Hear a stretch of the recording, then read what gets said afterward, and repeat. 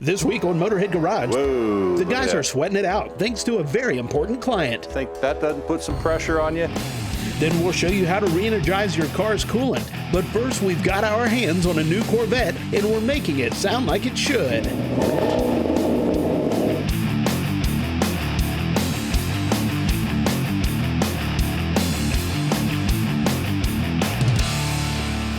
Okay, got that done.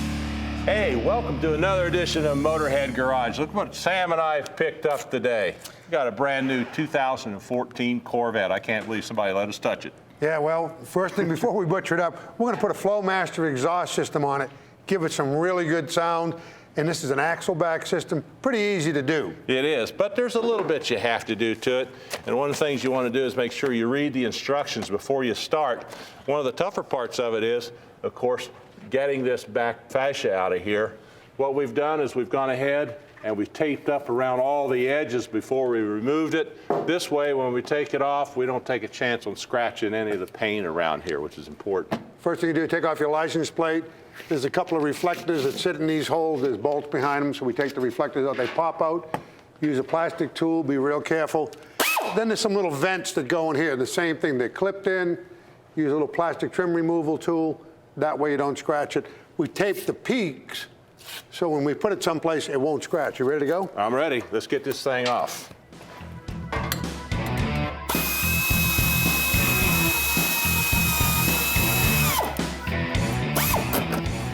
Got it? Yep.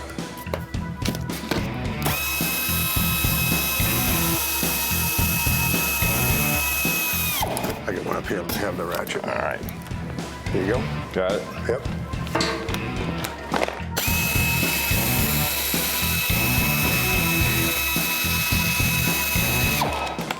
Okay, we got a couple here. Yeah.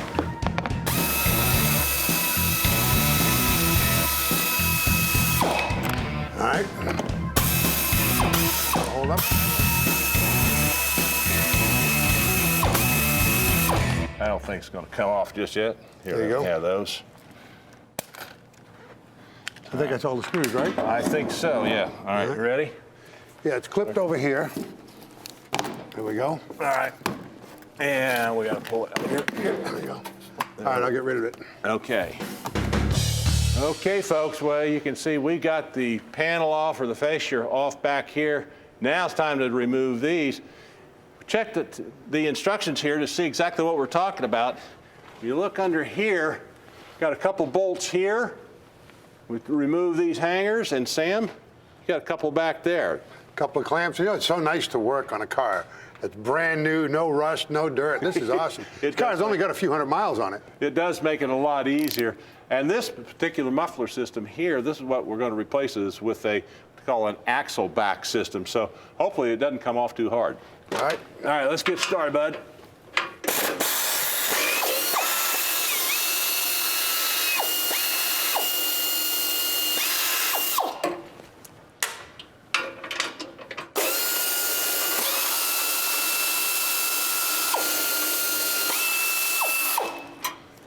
I tell you, that loosened that one right there. All right, let me see if I can get the clamps are spot welded to the exhaust pipe ahead of the axle. Okay. Okay. All right, let me go ahead and remove this clamp over here then. Okay. You want some help? All right, yeah.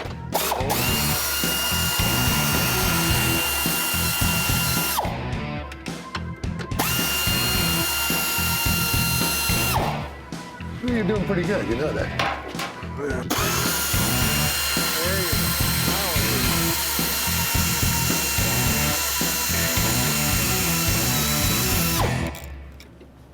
All right, that off of there.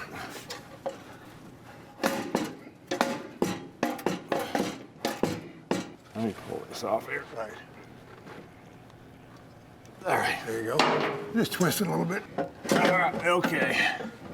You know, it's loose. I think it's just going to take a little wiggling and All right. twisting. I think we can get it out of here without any trouble. Anyway, while Sam and I wrestle with this, we're going to take a short break. When we come back, you can see us still wrestling with it, I'll bet. All right, ready? Here we go. We just had to get over this. All right. Here you go. Come on. This edition of Motorhead Garage, presented by ARP, is being brought to you by ARP, the world leader in fastener technology. Steele rubber, quality crafted rubber parts and weather stripping. Quick Fuel, innovators in fuel systems. Original Parts Group, the world's largest source for GM A-body parts and accessories. And by B&M Racing and Performance, quality performance products that work.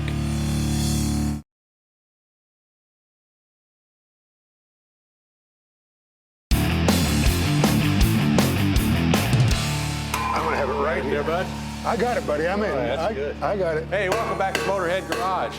Well, folks, we got the old mufflers out, and now we're getting ready to put in our Flowmaster mufflers. And this is what they look like. And you can see these are nice, well-built, beautiful mufflers. Going to replace this. These are called the 60 series, and what they're designed is to help minimize the noise on the inside, really cut that down on the inside of the car.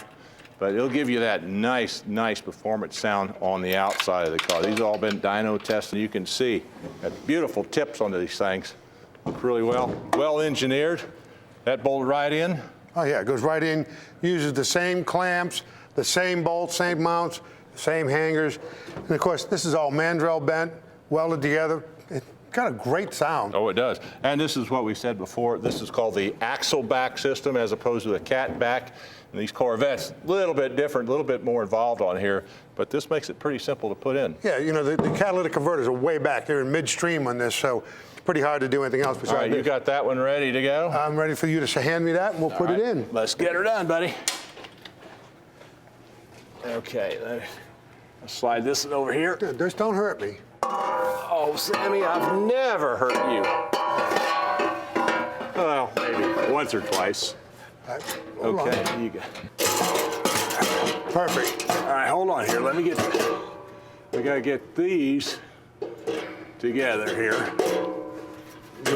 All right, I won't tighten that clamp. There we go. All right, now I got the bracket here. Now you can go ahead and tighten. Beautiful. How about this one? Great, let's put that hanger on. I think we're in good shape there. Yep.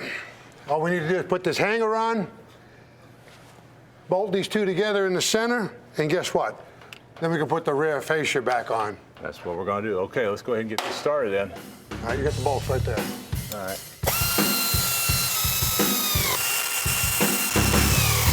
With the Flowmaster kit, you get this little bag, and you get a couple of polished stainless button heads with a nut and a lock washer. That's where the two mufflers go together.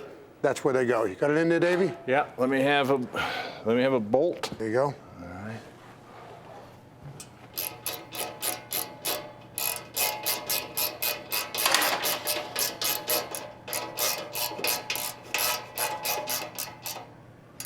Let's let this thing down. Put this fascia on there. All right, Sam. You gonna work under there, you poor guy? I'm just getting some tools. All right, let me get this set up right in here. Now what we're gonna do, folks, is we're gonna get this back up here. As soon as we get this mounted up, we're gonna fire this baby up and see what it sounds like. Let me buy you here and get some screws. Okay. Let's see what we are back here. There we go. We'll start with these right here. Okay, folks. We got the fascia back on here now. We still got some trim pieces to put on, but I tell you what, I want to hear what this is going to sound like. Sammy, fire it up, baby.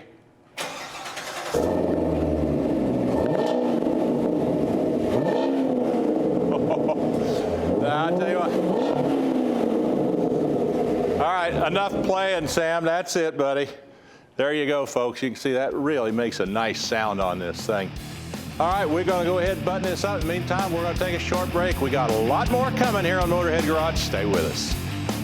Okay, bud, you can get out of the car now. No, I'm going to stay here a while. Yeah, I thought so.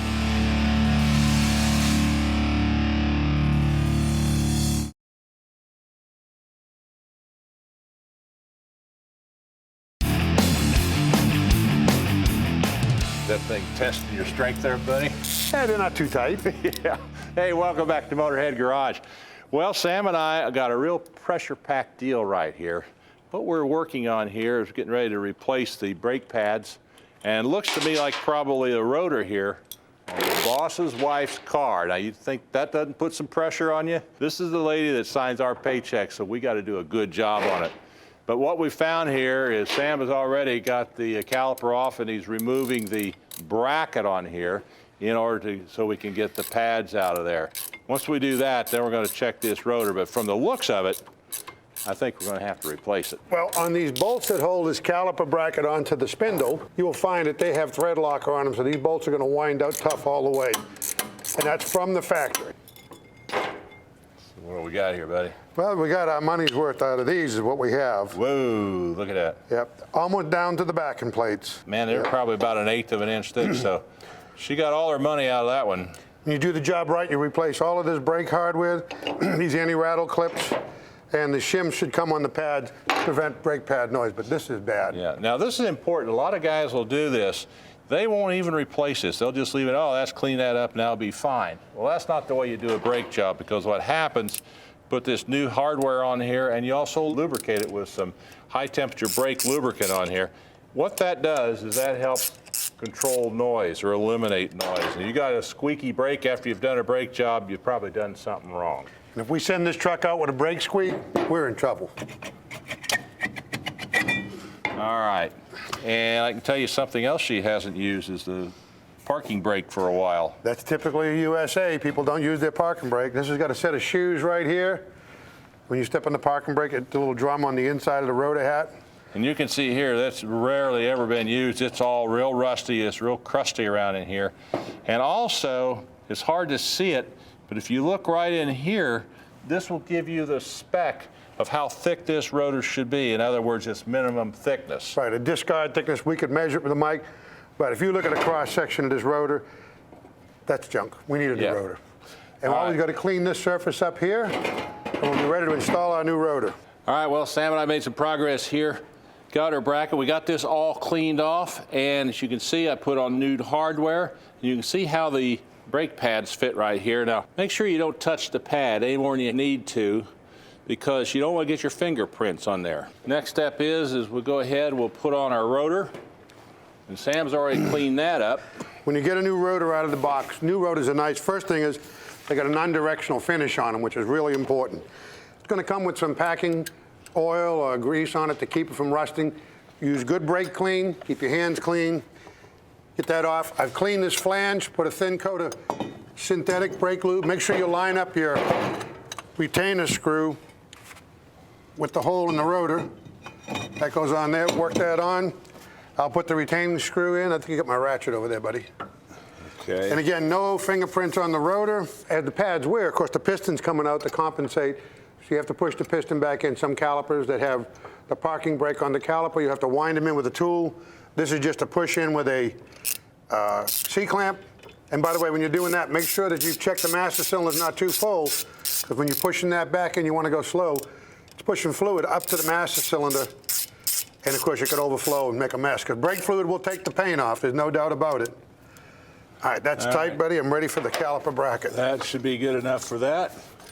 So we're set there. And by the way, these calipers slide. So make sure that the slides are lubricated and the little rubber boots are good.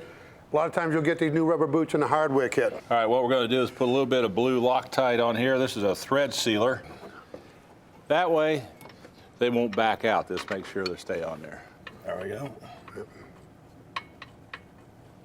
By the way, it's a little medium blue thread locker. You don't want to put red on there because you want to be able to take them back out when it's time to take that bracket off again.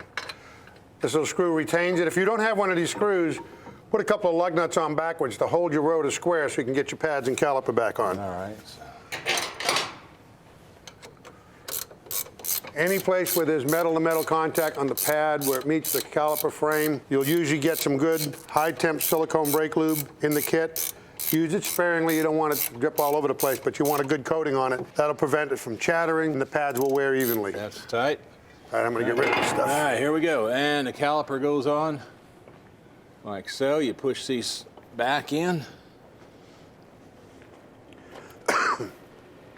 And there we go. And once again, we'll put on a little bit of thread locker here. You want to get all your bolts started before you tighten anything up. All right, right now we got it in real good shape. Whoop, there we go. When you're pushing these caliper pistons back in, when you get all done, before you do anything else, get in and gently push the brake pedal.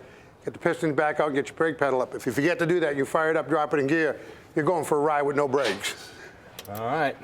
Looks like this case is just about closed. Yeah, we'll get the other side and we'll be done. All right. I think we did a good job on the boss's car, don't you? Absolutely, we always do. On this week's Original Parts Group Restoration Tip, we're going to talk about the proper way to install a convertible top boot.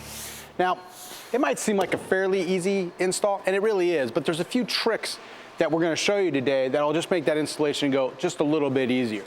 No tools, no screws, anything like that, it's just your hands. It's a top boot slide rail that mounts behind the seat, and the top boot slides into it. Okay. There's a bead that slides into that. After that, just have these buttons on here that, if you don't mind doing that side, we just pop in. And what we do next after that, we have a plastic sleeve underneath it.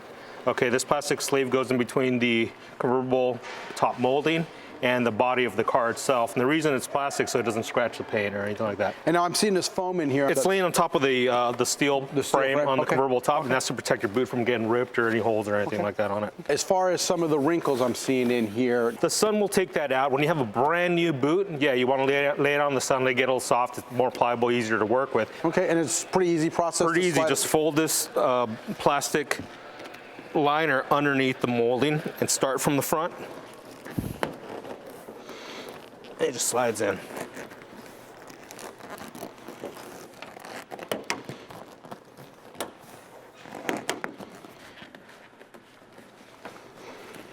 A lot of times you see on these older cars, they have the buttons that go all the way across the back of the moldings. Right. Those are incorrect. Okay, so that's incorrect. This is the proper way to do it. You have the boot, you don't see any screws or any buttons, it just looks clean. Now you've installed your boot, your top's all finished off, and looks real nice and clean. And that's this week's OPGI Restoration Tip.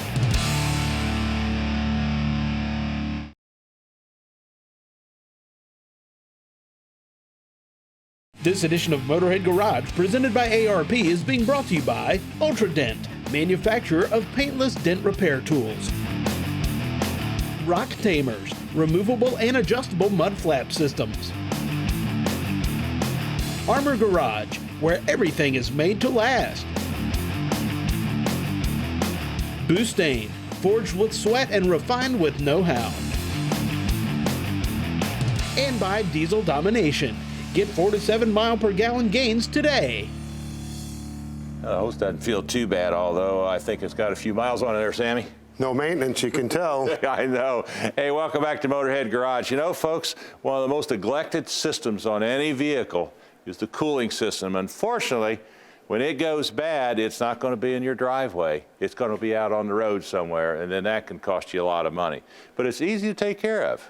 Well, it is. You know, if you do it on a regular basis, you take care of your cooling system. Now, when you take the cap off any cooling system, make sure it's cold and depressurized so you don't get scalded. But the deal is, the antifreeze is corrosive. It's mixed with water, that's corrosive. The only thing that stops the corrosion is there's an additive package put in the antifreeze which prevents corrosion and scale buildup and electrolysis, right? Exactly.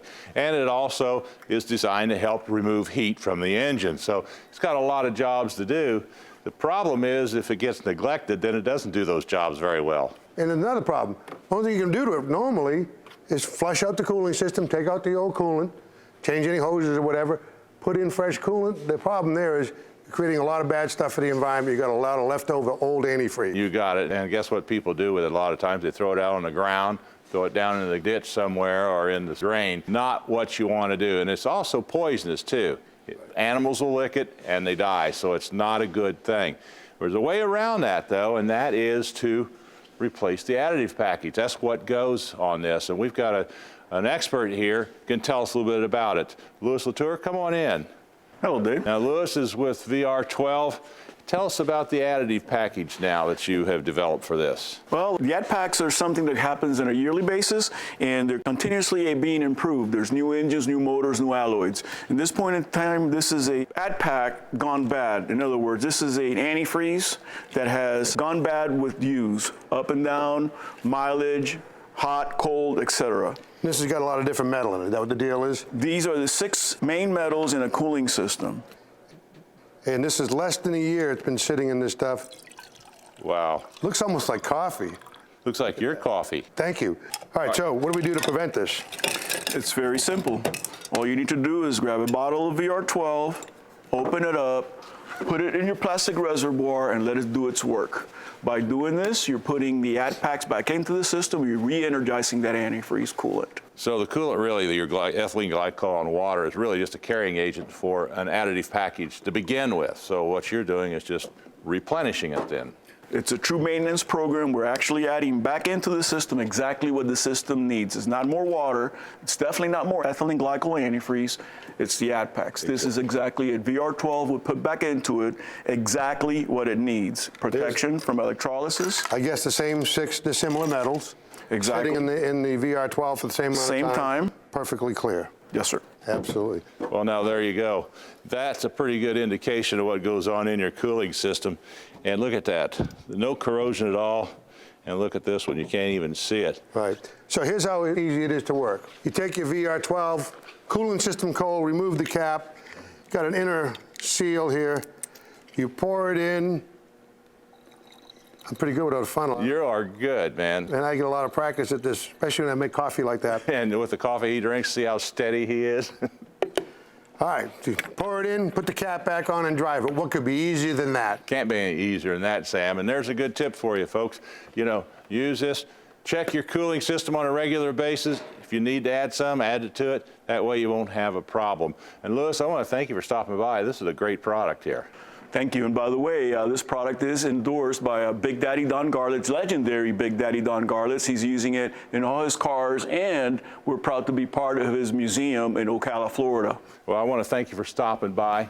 Really enjoyed having you on the show. Folks, we've run out of time once again, but we'll see you again next time here at Motorhead Garage. Now watch him. He's going to want to put this in his boat, going to put it in his Corvette. I'm going to put it in my Harley.